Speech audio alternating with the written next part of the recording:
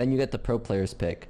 The pro players pick the last remaining, which are, you know, if there was any, we'd pick a pro. But the problem, what happened was, we got the double pick. So these teams right here, this is actually the golden spot. Let me tell you why. Because if they had a this was all pros right here, then it'd be fine. It'd be fine because it's realistically no big deal. But the problem is like right here, like Evan, Sweet, and Hal, they get to double pick pretty much the best creators, if that makes sense, because they perfectly put in the same amount of pros with the same amount of captains. So every captain would pick a pro, and there'd be no pros left. So now it's just creators, and then these people are picking the best creators as well. So then these spots are just filled with the best creators, like skill wise and in their eyes, and then the worst creators are down like here. I mean, like how the system like works. You know what I mean? Obviously, I'm not saying they're bad in general, but you know what I mean. Like, it depends on how good these creators are as well with these creators, and if these two creators match the skill level of right here, and it's really hard to balance that. That's why I feel like it's actually kind of favored for like it's bad because you've put us at the top, then we just pick the best pro players. You put us at the bottom, then we pick the best content creators, and then these teams are stacked, and it's shown. Sweet got first, I got second, Hal got third, or actually no, Evan got third, Hal got fourth. You know what I mean? Like right here, pretty much is like top five. You know what I mean? That's just a creator. I mean, he hasn't competed in over a year. He does watch parties. I don't know how much he plays. He's an ex-pro player, you know what I mean? But he's a creator right now. You know what I mean? So I wonder what they're gonna do next time for the draft system, if they are gonna do a draft system, because it's very hard to like to let people choose their own teammates is always so bad. It's so bad. People always just cheat the system. They're like, oh yeah, like this major winner over here that used to play Apex Pro League Pro in the past, you know, and doesn't play anymore because he's a professional at a different game. Now let's just invite him back and he'll be my teammate, and they just roll. You know, it's so hard to solve that. That's why I just think that they should realistically just invite all 60 people, and they should make the teams themselves. Because there was I forget what Twitch Rivals it was, but it was a League of Legends Twitch Rivals a long time ago, where the staff made the teams and they balanced all the teams, and they did the research between everybody, and it was fairly balanced, like pretty balanced overall. And I feel like they should do the same for this. I really do think they should, like, because at the end, like, their approach to Twitch Rivals as well is supposed to be a for fun, competitive, tournament. They put some prize money in, but in reality, the prize money is split amongst every single participant. So it's not like one team is really working for $50,000. They're working for that $7,000, which is split amongst them, which is actually 2,500. So yeah, I think they should really just do, randomize, and it also, give people opportunities to meet literally new people. Like if I got random teammates with, let's say, I'm trying to see like people I don't know,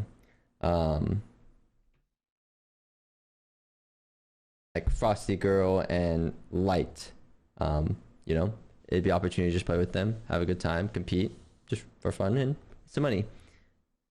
And obviously, like, they just need a good job at balancing it. I don't know. It's very hard. It's very hard to really balancing this stuff, but yeah. Maybe no double pick.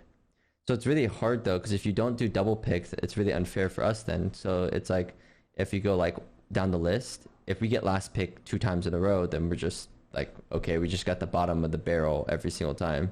You know what I mean?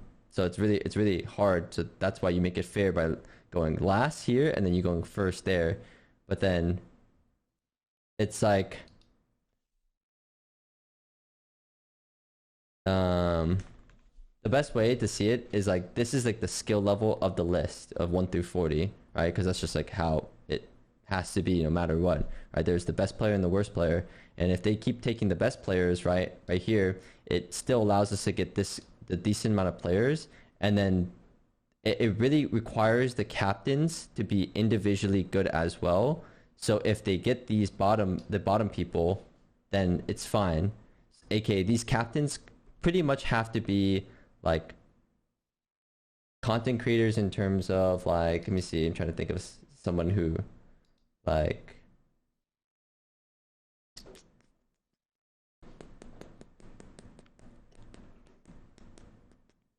I look at this list.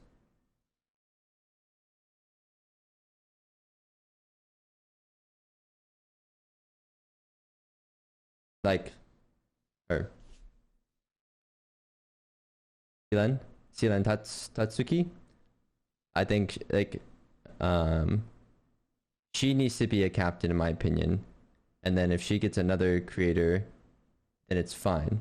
Because if you kind of compare like, because how you should view it is all the pro players should be equally this game skill level. Obviously they're not, but equally, yeah. I also think I'm trying to just think like I think that what would have made this system a lot better is if the captains aren't pro players. I actually think that would make this a lot better, right?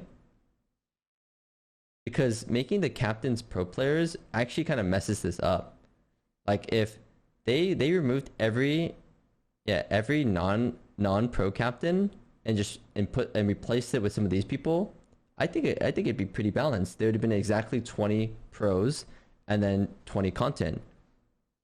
But because it wasn't like that, it makes it really difficult.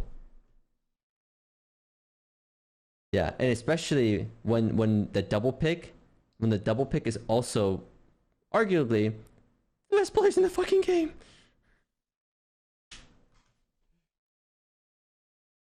Even though if you get the first pick in pros, like even though like Evil Toaster gets to go first and pick, you know, whatever best the number one player on this list, the number one player is still over here on the captain side, so it doesn't really matter. You know what I mean? That's where I think actually this draft pick messed up. That's where actually I think the draft system could work. You just need to put all the pros on the opposite side and let them get chosen, not let them choose. Because honestly, I do think the pros know exactly who they're picking because they just know everybody. I'm sure everyone keeps track. So yeah, like I shouldn't like. Should I be a captain? Like it's hard to say, you know, but I don't think I should have been a captain because I think that would make my team unfair. Like Jack being a captain, like we could argue that like because we're going based off the same terms of like why I'm considered a pro is because I competed literally last year with Jack. So that's why I'm considered a pro player in these rivals and these content creators tourneys. But Jack also just watch parties. He doesn't compete. He doesn't really, I don't know how much he really plays the game. And I compete in, you know, challenger circuit, now competing in LCQ. Like it's a little bit more arguable to be like, iiTzTimmy, you know, like you have more comp experience in terms of like playing wise. Maybe Jack has a lot more comp experience because he watches every single type of comp. But I would still consider Jack a creator. You know what I mean?